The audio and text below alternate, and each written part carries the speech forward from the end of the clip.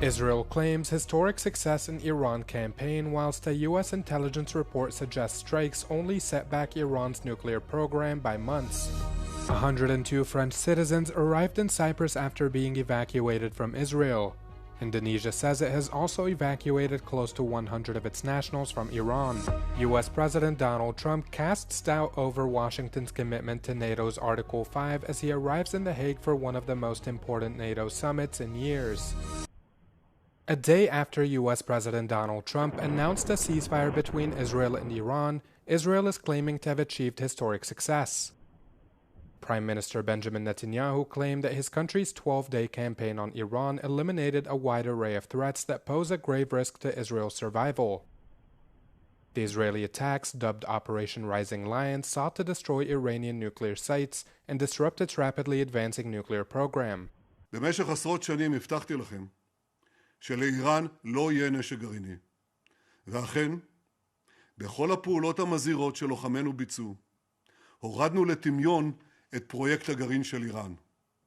ואם מישהו באיראן ינסה לשקם את הפרויקט הזה, נפעל באותה נחישות, באותה עוצמה, לגדוע כל ניסיון כזה. אני שב ואומר, לאיראן לא יהיה נשק גרעיני.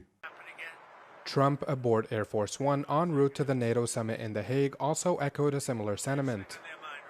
The U.S. president noted that the ceasefire remained solid as he resolutely ruled out any chance of Tehran possessing nuclear warheads. They're not going to have enrichment and they're not going to have a nuclear weapon, and they know that.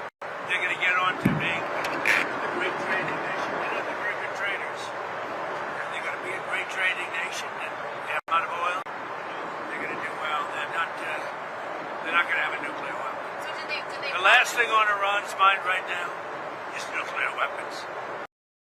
A U.S. intelligence report released on Tuesday, however, suggested that U.S. strikes on Iran only set back its program by a few short months. A report released by the U.S. Defense Intelligence Agency, the Pentagon's intelligence arm, detailed that most of the damage dealt to Iranian nuclear sites was limited to above-ground structures.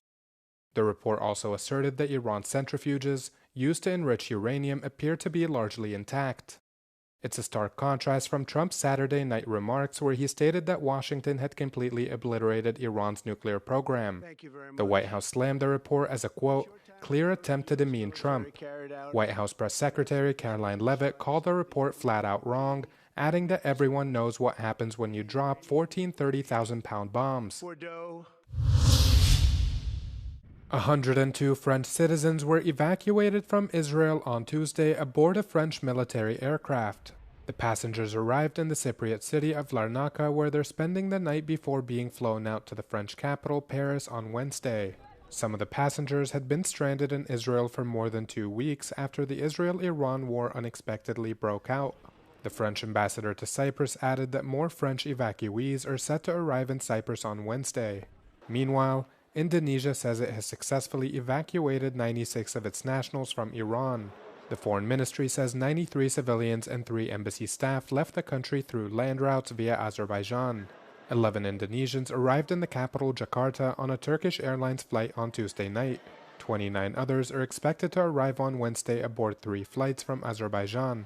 Jakarta says 386 Indonesian citizens reside in Iran, many of them students, and all of whom it plans to evacuate in the coming days. Evacuations from Iran became increasingly challenging after multiple planned flights were cancelled following the closure of Qatari airspace. U.S. President Donald Trump arrived at the Royal Palace in The Hague, where he will be staying for the NATO summit. He was warmly welcomed by the Netherlands' King Willem-Alexander and Queen Maxima as they convened with other NATO leaders for a dinner. Speaking at the dinner, the Dutch monarch urged Trump to continue standing by Ukraine, reminding him of the grave threat Russia poses to NATO. Mr. President, it means so much to us to welcome you in our home tonight. We cherish the bonds of friendship that will always unite our nations. And Ukraine, which for years has been embroiled in a daily struggle, making great sacrifices to defend its freedoms and ours, is welcome too. The people of Ukraine, with whom we feel such close ties, deserve our continuing support. This year's summit is dubbed as one of the most significant in years. Leaders are expected to decide on a crucial proposal to increase defense spending from current targets of 2% of GDP to 5%. The proposal comes after months of Trump's pressure and threats of pulling the U.S. out of NATO if other members don't, quote, step up. For decades, the United States sought to get Europe to truly step up. Now, European allies and Canada will equalize their defense spending with the United States. So let me salute President Trump's long-standing leadership in calling for NATO to increase defense spending. But Trump continued to court controversy even aboard Air Force One on his way to the summit. The U.S. president renewed doubts over Washington's commitment to the alliance as he made cryptic remarks regarding NATO's mutual defense clause. Questioned by reporters on his commitment to NATO's Article 5, Trump said, "There's numerous definitions, but I'm committed to being their friend."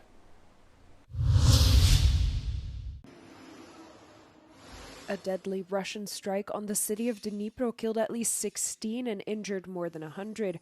That is according to local media.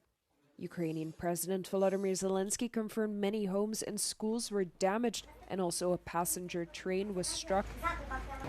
Meanwhile, Russia's defense ministry said the air defense forces shot down 20 Ukrainian drones on Tuesday morning. 14 were downed over the Kursk region, while 2 had been flying over the Moscow province.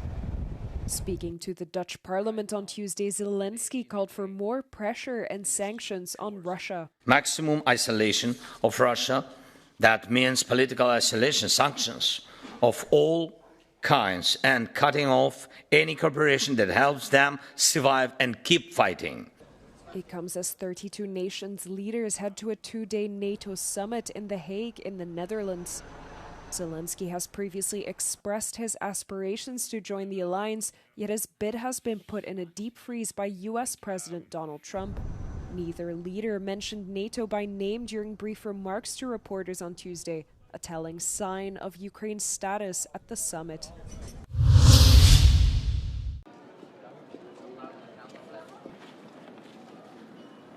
The European controversy continues over whether or not hand luggage should be free in the cabin when travelling by air. The European Parliament's Transport Committee adopted its position on Tuesday. For MEPs, air passengers should have the right to take 2 personal items with them at no extra charge. To reach a compromise, however, they had to agree on the size of the luggage. What we found as a solution is to shrink in the size of that hand luggage, because it's more or less with a size of the personal item. But yes, the proposal of the Parliament is to be included in the price of the ticket.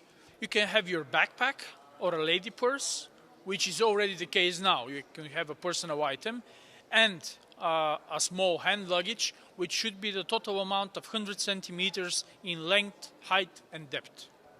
The European Consumers Organization welcomed the vote, which was adopted by a very large majority. The organization believes that this vote is perfectly in line with the Court of Justice ruling that hand luggage of a reasonable size cannot be subject to additional charges.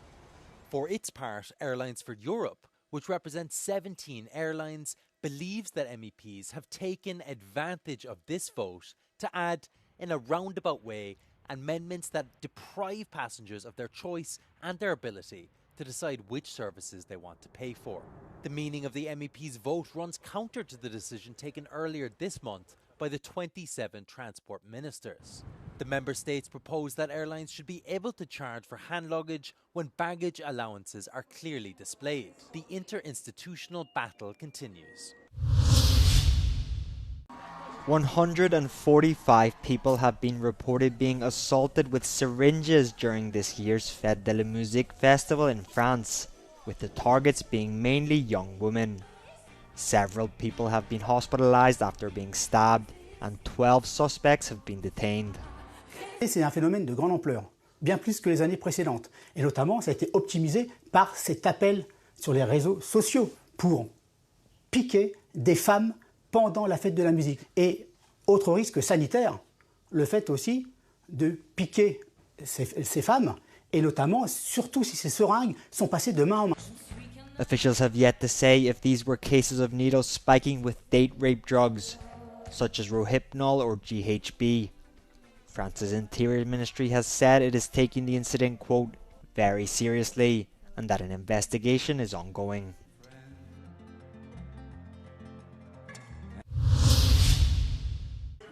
We made history.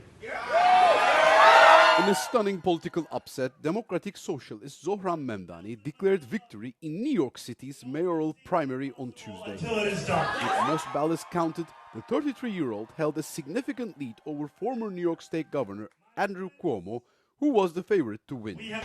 Cuomo has since conceded defeat in the race. The result is seen as a litmus test for the Democratic Party, pitting a young progressive against an establishment moderate. Mamdani, backed by figures like Alexandria Ocasio-Cortez, campaigned on free public transport and new taxes on the wealthy. Cuomo ran on a promise to restore order in the city, but was hampered by a sexual harassment scandal that forced his resignation as governor in 2021. Thank you. Can't wait to see. A general election to decide the final outcome will be held in November, though this week's primary is widely seen as the race that effectively decides who will be the mayor. While Cuomo concedes the primary, he told the New York Times he's still considering running in November's general election as an independent. Is your voice. Memdani is now on track to become the city's first Muslim and Indian American mayor. Concede the race.